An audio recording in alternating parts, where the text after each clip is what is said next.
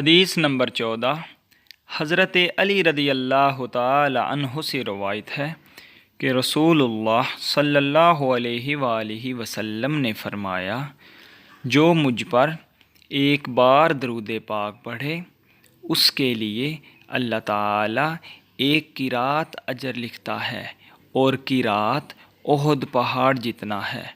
حوالہ آب کوثر 68 القول البدی 118۔ حدیث نمبر 15 حضرت جبرائیل علیہ السلام نے عرض کیا، یا رسول اللہ صلی اللہ علیہ وآلہ وسلم، اللہ تعالیٰ نے آپ صلی اللہ علیہ وآلہ وسلم کو جنت میں ایک قبہ عطا کیا ہے جس کی چوڑائی 300 سال کی مسافت ہے اور اسے کرامت کی ہواؤں نے گھیر رکھا ہے۔ اس قبہ میں صرف وہی لوگ داخل ہوں گے جو آپ صلی اللہ علیہ وآلہ وسلم کی ذات گرامی پر کثرت سے درود پاک پڑھتے ہیں۔ حوالہ آب کوثر 67 نہضۃ المجالس 2 110۔